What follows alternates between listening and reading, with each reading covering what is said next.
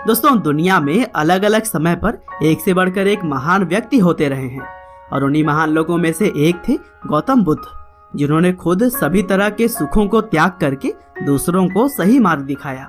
और अगर यह कहें कि अपने महान विचारों के दम पर उन्होंने दुनिया में कई सारे अच्छे परिवर्तन लाए, तो यह भी कोई गलत नहीं होगा। गौतम बुद्ध ने हमेशा ही सत्य और अहिंसा को अपने जीवन का मुख्य आधार माना और उन्होंने दूसरों को भी इसी रास्ते पर ही चलने के लिए प्रेरित किया। वैसे यूं तो गौतम बुद्ध एक राज परिवार में जन्मे थे और उनके जीवन में कभी भी किसी तरह की कमी नहीं थी, क्योंकि वह जो भी चाहते वह तुरंत ही उनको मिल जाता था।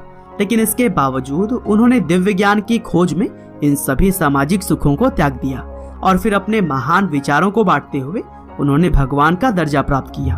तो चलिए दोस्तों, आज की इस वीडियो में हम जानते हैं महात्मा बुद्ध की पूरी कहानी।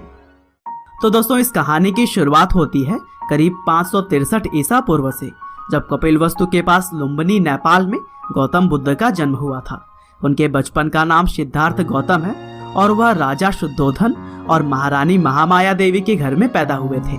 दरअसल उस समय की परंपरा थी कि जब भी बच्चों का जन्म करीब होता था तब महिला अपने मायके आ जाती थी। लेकिन जब महारानी अपने मायके कपिलवस्तु आ ही रही थी, तभी रास्ते में ही गौतम बुद्ध के जन्म का समय आ गया और इसीलिए लुम्बिनी नेपाल में एक पेड़ के नीचे ही गौतम बुद्ध पैदा हो गए। हालांकि जन्म के 7 दिन बाद उनके माँ की मृत्यु हो गई थी। लेकिन जब बुद्ध जी को राजा के पास लेकर जाया गया, तब वहाँ पर सभी रीति रिवाजों के साथ बच्चे का नाम सिद्धार्थ रखा गया और इनके नामकरण के दौरान कई नामी साधु संत आए थे, जिनमें से ज्यादातर लोगों ने सिद्धार्थ के बारे में भविष्यवाणी की कि यह महान राजा बनेंगे या फिर एक महान साधु। और फिर माँ की मृत्यु के बाद से सिद्धार्थ का पालन पोषण उनकी मौसी महाप्रजापति गौतम ने की। और दोस्तों, सिद्धार्थ के पिता उनको बचपन से ही एक महान राजा बनाना चाहते थे और इसीलिए उन्होंने सिद्धार्थ को धार्मिक ज्ञान से बचपन में दूर ही रखा। लेकिन सिद्धार्थ बचपन से ही काफी दयालु थे और वह किसी को भी दुख नहीं पहुंचाना चाहते थे। यहाँ तक कि वह खेलते समय जानबूझकर खुद ही हार जाया करते थे। और दोस्तों, जब उनके चचेरे भाई देवदत्त ने एक हंस को अपने बाण से घायल किया था, तब उस हंस की रक्षा भी सिद्धार्थ ने की थी। और शायद यह कहानी आप लोगों में से ज्यादातर लोगों ने तो जरूर ही सुनी होगी। और यही सभी बातें ही तो थी जो कि सिद्धार्थ को बाकी लोगों से अलग बनाती थी।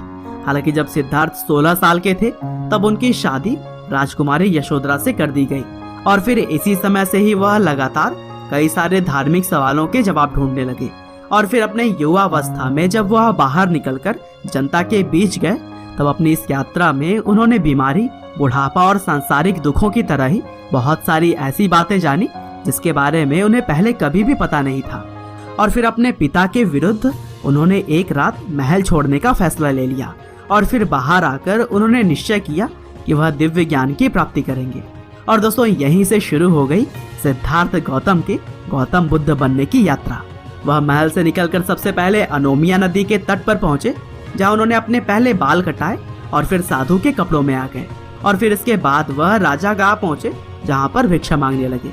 हालांकि भिक्षा मांगने के दौरान ही उस वक्त मगध के राजा बिंबिसार के लोगों ने सिद्धार्थ को पहचान लिया और फिर राजा के दरबार में जब उन्हें लाया गया, तब बिंबिसार ने सिद्धार्थ को रहने के लिए अपने राज्य का कुछ हिस्सा देने की बात कही। हालांकि गौतम बुद्ध इन सामाजिक लालच में कहाँ आने वाले थे, उन्होंने बिंबिसार से सहायता न लेने की बात कह दी। और फिर वहां से निकलने के बाद गौतम बुद्ध जाने माने योग और मेडिटेशन के 2 टीचर से शिक्षा प्राप्त की और फिर काफी सालों तक कठोर तपस्या करने के बाद उन्होंने सही तरीके से ध्यान लगाना शुरू कर दिया। और फिर बोधगया पहुंचकर एक पीपल के पेड़ के नीचे बैठ लगातार 49 दिनों तक जब उन्होंने ध्यान लगाया, तब उन्हें दिव्य ज्ञान की प्राप्ति हुई। और ऐसा अनुमान लगाया जाता है कि उस समय गौतम बुद्ध की उम्र 35 साल थी और फिर इसके बाद से ही 80 साल की उम्र तक वह प्रचार प्रसार करने में लगे रहे। और इस दौरान उन्होंने अपने बहुत सारे फॉलोअर्स भी बनाए, जो कि उनके दिखाए गए मार्ग पर चलते रहे। और दोस्तों, आज का समय भी अगर देखा जाए तो गौतम बुद्ध के फॉलोअर्स की संख्या करोड़ों में है, जिसमें कोरिया, चीन, जापान, भारत और नेपाल जैसे देशों के बहुत सारे लोग आपको देखने को मिल जाएंगे। और दोस्तों, आज भी गौतम बुद्ध के द्वारा दी गई शिक्षा लोगों को इंस्पायर करती है। उम्मीद करते हैं कि राजकुमार सिद्धार्थ से भगवान बुद्ध बनने तक की यह कहानी आपको जरूर ही पसंद आई होगी। आपका बहुमूल्य समय देने के लिए बहुत बहुत धन्यवाद।